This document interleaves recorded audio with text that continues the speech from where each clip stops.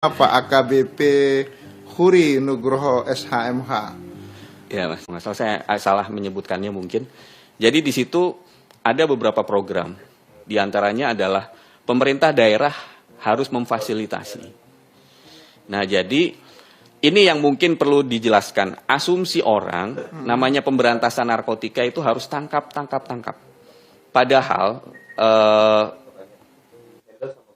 untuk melakukan pemberantasannya itu kita harus berkolaborasi. Jadi ada namanya istilahnya pencegahan, pencegahan dan pemberdayaan masyarakat. Terus kemudian pemberantasan, kemudian ada rehabilitasi, Bapak. Terus kemudian ditambah pasca rehabilitasi. Jadi ini yang sering dilakukan. Mungkin banyak di luar yang menanyakan, apa sih kok mesti dikeroyok antaranya tugas BNN dan kepolisian? Itu mungkin yang sering ditanya, loh kenapa mesti polisi dan BNN gitu. Jadi rupanya itu diserahkan kepada BNN. Kemudian untuk pemberdayaan masyarakat, polisi juga bisa melakukan karena mereka punya Binmas, terus kemudian beberapa program pemberdayaan yang memang dilakukan oleh rekan-rekan polisi. Jadi ada pemberdayaan di situ ya? Ada pembagian tugas lah kalau secara bahasa sederhana. Iya Pak, mungkin seperti itu yang selama ini dilakukan. Karena tidak semua BNN itu bisa melakukan pemberantasan Pak, karena kekurangan SDM. Ya, jadi di NTB ini BNN yang bisa melakukan pemberantasan hanya provinsi Pak. Karena di sana sudah lengkap penyidiknya, kemudian kami juga membackup. Jadi kalau kami ada ini, kami juga mencegah. Kadang kami membuat tim gabungan antara Polres dan BNN. Dan BNN. Iya. Ternyata memang pemberitaannya kalau di Bima itu masih dalam konteks pemakai gitu ya. Apa istilahnya? Iya. Jadi yang ditangkap maksud saya. Iya. Jadi begini Pak. Pengguna ya. Iya. Memang dalam taraf proses penegakan hukum tangkap gitu ya. Memang namanya bandar itu atau yang namanya penjahat dimanapun itu selalu lebih pintar daripada polisinya. Jadi, jadi sekarang bandar itu tidak pegang barang, Pak. Jadi penyidikan narkoba itu tidak seperti tindak pidana yang lainnya. Kami kalau melakukan penggerebekan harus disaksikan oleh aparat setempat dan yang lainnya. Sementara kalau tindak pidana yang lain cukup dengan 2 alat bukti, bisa proses, Pak. Terus kemudian sekarang untuk menetapkan tersangka, itu BNN masuk Pak di antara kepolisian dan jaksa. Itu ada namanya tim asesmen terpadu. Nah di sini kita meluruskan jalan tengah. Jadi tidak sembarang kepolisian penyidik itu menyatakan ini tersangka. Nah ini nanti kita kategorikan ada pemakai, berat ringan, terus kemudian pengedar, kemudian bandar, kemudian hanya coba pakai seperti itu. Oh, masih itu kategori gitu ya? Masih ada kategorinya. Kok bisa sulit? 6521. Halo, selamat sore. Halo, selamat sore, Bapak Nasruddin. Iya. Assalamualaikum. Waalaikumsalam warahmatullahi wabarakatuh. Dengan Pak? Dengan saya Bapak Rupawan Hadi di Desa Lekong, Batu Kliang, Desa Selebung ya. Oh iya. Nggih. Sila, Pak. Nggih. Niki Pak saya niki sumber Pak. Pak Huri Nugroho, beliau kepala BNN Kabupaten Bima. Oh Bima, Mas sore Pak Nuri. Selamat Pak Huri sore ya, Pak Huri ya. Pak Wan, Pak Rupawan atau Pak siapa ini? Iya, Pak Rupawan Hadi. Bapak Rupawan Hadi. Iya ini kayak kalau saya perhatikan dulu ada teman saya di Ampenan sudah masuk sel. Teman terbukti juga ini anak muda ini. Tapi sekarang udah berhenti dia. Total dia berhenti. Dan tobat pun dia. Ya. Karena betul-betul pembinaannya memang betul-betul kita bina. Kalau sekarang ini lain, Pak. Ini di kampung-kampung kalau ada banyak sekarang ini. Apa yang banyak? Sabu? Banyak. Ganja? Ganja, iya. Makanya sekarang ini kan politik, tahun politik. Jadi kadang-kadang dia dipancing teman-temannya. Makanya sekarang itu yang hilang itu motor, HP, sering hilang dia. Karena ini anak muda yang mengerti ya SMP Alang Isep dan Demikian Bapak, semoga Baik, bisa ya.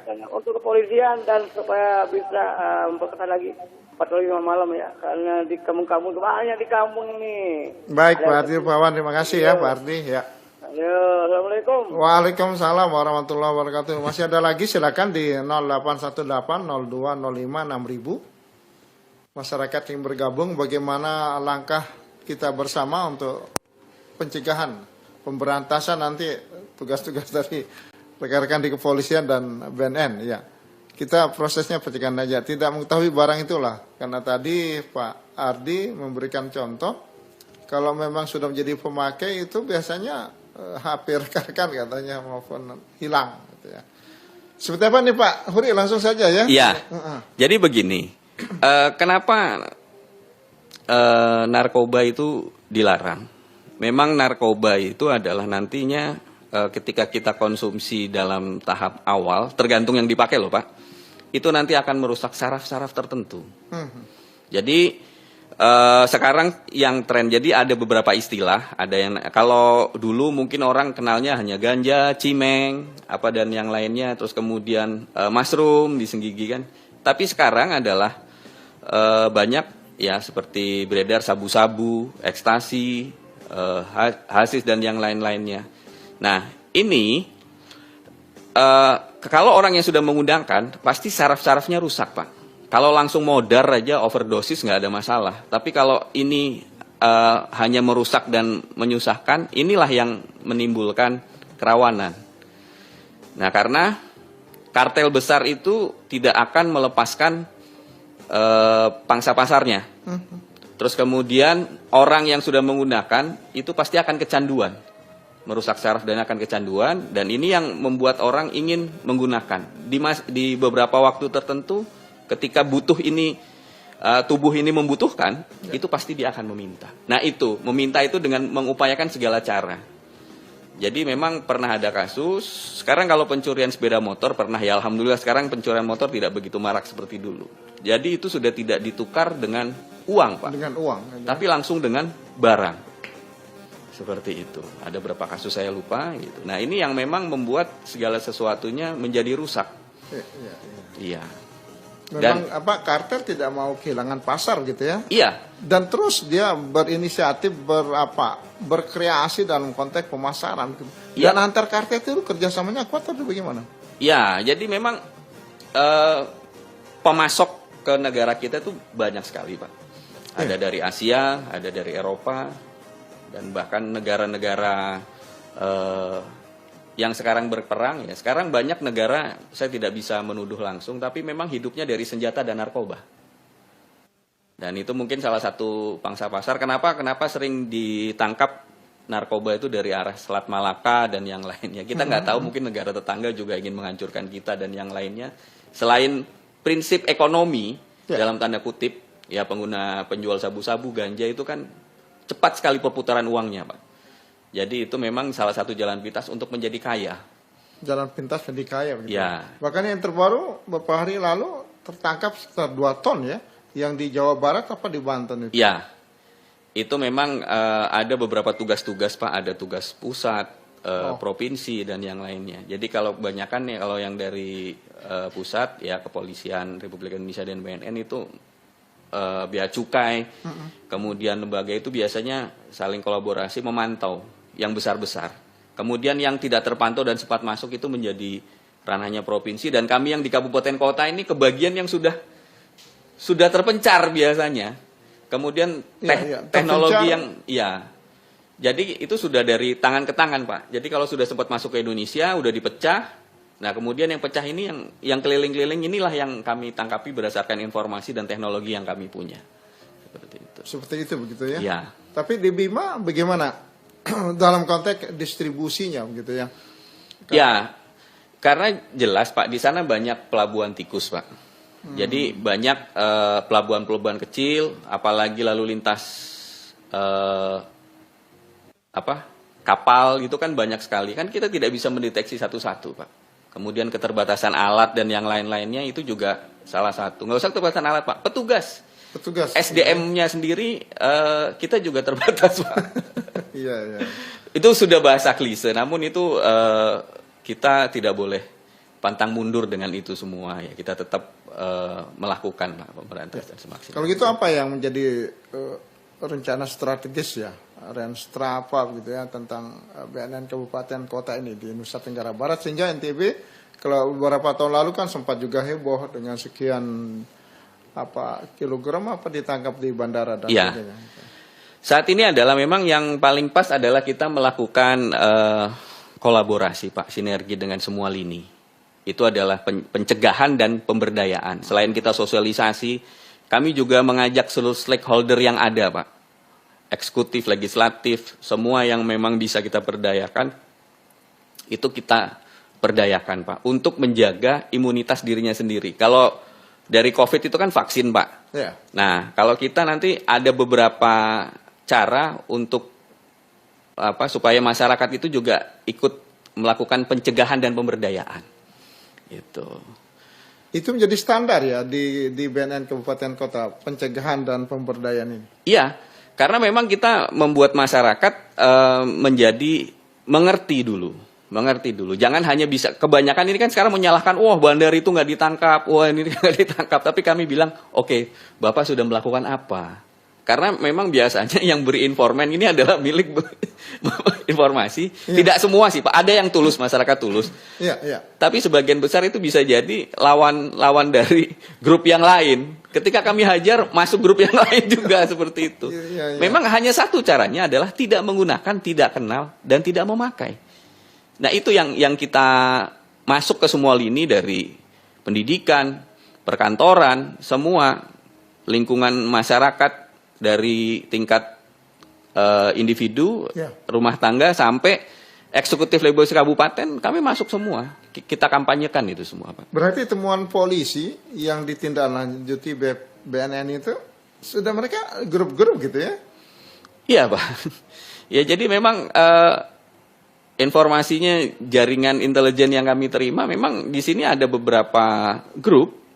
Ketika kami hajar satu grup, yang lain muncul lagi. Kita hajar satu grup, yang lain muncul lagi. Seperti itu Pak. Memang kreasi mereka untuk memasarkan dan tidak mau tadi mematikan ya bisnisnya. Ya, motivasinya ada dua Pak. Memang mau menghancurkan negara ini, karena nanti kita belajar dari terbentuknya Hong Kong Pak, perang candu, kalau kita lihat di Google. Itu kan dulu Inggris untuk mengambil jalur sutra di Cina, itu kan menggunakan opium Pak. Kalau kita lihat di film-film teler. Nah itulah sejarah terbuktinya Hong Kong kan. Nah tidak menutup kemungkinan kalau satu generasi kita hilang, ini kan gampang Pak untuk membuatnya. Terus kemudian orang-orang kita juga tidak sadar bahwa ini adalah karena cepat mendapatkan fresh money, dianggap inilah cara cepat pintas untuk mendapatkan uang. Seperti itu. Seperti itu. Ya. Tapi kan jalur-jalur misalnya untuk peredaran sudah menjadi catatan penting strategis dari kepolisian maupun BNN. Ya. Nah, bagaimana proses pengawasan terhadap jalur itu sehingga nanti bagi oknum atau grup yang ingin kalau bertujuan untuk menghancurkan negara kan bisa terbaca itu. Seperti apa memang pengawasan selama ini? Ya, sementara ini kan program-program nasional itu juga sudah banyak Pak. Seperti penyuluhan-penyuluhan, terus kemudian kami juga yang di lapangan itu memantau di pos-pos tertentu yang memang disinyalir jalur, ya. Namun ya biasa, kalau kita lihat penjahat selalu lebih pintar dari mana. Kalau kami ada, mereka hilang. Dengan keterbatasan kami di wilayah yang sangat luas ya. Kalau kita lihat peta Bima itu kami jaga misalnya di Tambora atau di sekitarnya, pasti dia bisa masuk dari Sape. Terus kemudian kalau kami ada di Sape, mereka ada di Tonggo di pojok sebelah sini Pak, dekat UU masuk itu, gitu kan. Bima itu luas gitu ya. Luas Pak. Tapi kalau kita komparasi Pak Huri, misalnya begini. Kepolisian ya, institusi negara yang sangat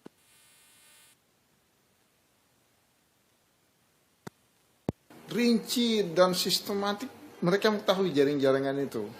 Nah, apakah memang kerja dan misalnya komparasi saja Ya. dengan BNN, bagaimana sih? Dia kan juga setaraf kementerian kalau di negara kan. Nah, ini bagaimana? Ya, memang tugasnya masing-masing Pak. Kalau Densus 88 atau Wanita Teror itu kan mengurusi masalah teroris Iya. dan yang lainnya. Kami juga kami sering mendapatkan informasi, kebetulan di Bima juga ada seperti kita ketahui dalam tanda kutip sudah tahu lah ya. Nah itu kami juga koordinasi dengan mereka. Mungkin ada teman-teman yang di seputaran yang kinerja mereka ada menggunakan atau untuk membiayai kegiatan aktivitas mereka seperti itu. Jadi memang sekarang sudah tidak berbicara halal dan haram, apapun untuk menghidupi pekerjaan itu mereka bisa lakukan. Nah kita juga tetap bekerja sama koordinasi dengan itu, Pak. Baik, masih ada waktu sekitar 4 menit ini. Silakan pendengar yang ingin bertanya atau sesuatu ada peristiwa di wilayah di kampungnya di 0818 silakan hubungi kami 0818 0205 6000.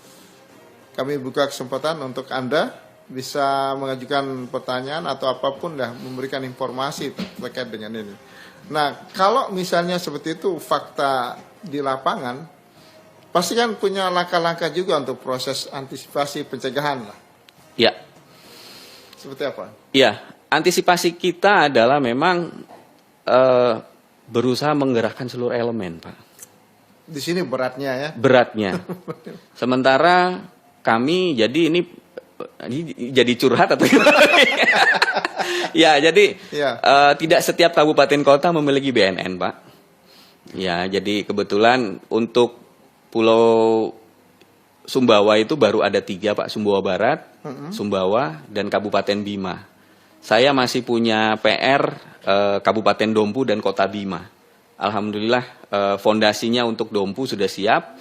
Hanya tinggal Kota Bima yang memang harus kita siapkan. Jadi saya tidak terpecah, Pak, seperti ini.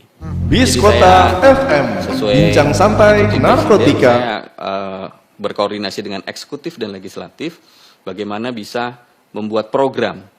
Bahkan saya juga sudah kami BNNK Bima itu membuat raperda, Pak, bekerja sama dengan eksekutif legislatif. Oh, bagus, jadi ini di Sumbawa terobosan, Barat. ya. Jadi ini menembus, Pak. Agar semua lini bisa kita gerakkan. Jadi memang harus ada gerakan masif. Contoh kayak COVID itu kan dari pusat. Nah, ini minimal kita mengharapkan bupati, wali kota ini mampu Begitu ya. mampu membuat gerakan masif untuk wilayahnya. Jadi pembentukan BNN kabupaten kota itu juga sangat tergantung dari bagaimana daerah Iya. berikhtiar untuk itu ya. Tidak dari prioritas bahwa peredaran di sini sangat potensial. Ya, jadi memang dulu awal mula terbentuknya adalah tergantung ke aktivitas. Ya, memang ada peta-peta, tapi pada proses pelaksananya kan biasa, Pak, kita terbentuk anggaran dan yang lainnya. Jadi waktu itu memang menurut peta ini bisa, terus kemudian pemerintah daerahnya siap waktu itu, maka dibuatkan. Ya alhamdulillah waktu itu yang siap hanya Provinsi NTB itu sudah ada, terus kemudian Kota Mataram. Itu kemudian di tahun sekitar 2012-13 itu baru Sumbawa Barat, Pak. Sumbawa Barat. Nah, Bima ini baru tahun 2016. Dompu dan Dompu dan Kota Bima ini terlambat. Di Lombok ini hanya baru Kota Mataram, Pak. Kota Mataram. Tapi terakhir ini Pak Huri Nugroho, ketika ada terbentuk BNN di kabupaten kota, perbandingan dengan tidak terbentuk, apa peredaran itu bisa terungkap atau kemanfaatannya seperti apa dirasakan masyarakat itu? Iya, jadi begini, Pak. Itu kan tadi ada pencegahan dan pemberantasan. Jadi minimal kita saling mengingatkan, Pak. Kami yang dari satuan vertikal ini saling mengingatkan. Kan kebanyakan orang hanya wah ini kita bisa begini, ini kita begini. Nah, kita bersama-sama bagaimana supaya ini mengurangi. Alhamdulillah ya memang masyarakat jadi banyak yang tahu, Pak. Apalagi dengan wilayah Kabupaten Bima yang 191 desa, 18 kecamatan dan ada sekian puluh SKPD, nggak mungkin. Nggak mungkin BNN akan bisa. Tambahan lagi Dompu dan Kota Bima. Iya. Ya, jadi memang ini yang ada cara-cara jitulah. BNN mungkin tidak bisa membersihkan 100%, Pak. Tapi minimal bagaimana mengeliminir, mengecilkan seperti ini, gitu seperti Right, itu. ya. Pak Huri Nugroho, terima kasih ada beberapa catatan, saya pikir memang ini menjadi kerjasama kita semua pendengar untuk proses pencegahan ya. Iya. Nanti kalau proses pemberantasan ya ada jajaran kepolisian yang BNN juga ada Pak, nanti Kabin BNN. Berantas. Nah, termasuk ini Pak MOU antara BNN dan RRI, ini adalah salah satu pencegahan pemberdayaan pemberdayaan gitu dan edukatif pencegahan. Ya, edukatif betul. pencegahan. Ya. Ya, insya Allah pendengar, di kesempatan lain kami juga hadirkan nanti Kepala BNN Kabupaten yang lain termasuk KBNN Provinsi Nusa Tenggara Barat. Pak Huri, terima kasih sudah datang jauh dari Bima Terima ke kasih, Pak Mataram. Dan pendengar, atas atensi Anda, saya sampaikan terima kasih. Saya Nasruddin Zain bersama dengan Mbak Herdin, Mas Herdin, dan Mbak Titi. Terima kasih. Wassalamualaikum warahmatullahi wabarakatuh. Waalaikumsalam. Cara menolak tawaran menggunakan narkoba. 1. Katakan tidak dan ucapkan terima kasih. Wi, pakai narkoba. Tidak, terima kasih. 2. Berkata tidak dan beri alasan yang jelas. Wi, pakai narkoba. Tidak, saya tidak mau masa depan saya hancur karena narkoba. 3. Tetap berkata tidak walaupun dipaksa berkali-kali. Wi, pakai narkoba. Tidak, Wi, pakai narkoba. tidak, Dikit aja. tidak. 4. Alihkan pembicaraan. Wi, pakai narkoba. Hei, gue cantik gak sih? Jauhi narkoba, jangan hancurkan hidupmu dengan narkoba. Tetapi buatlah hidupmu seindah mungkin tanpa narkoba dan berguna bagi orang lain.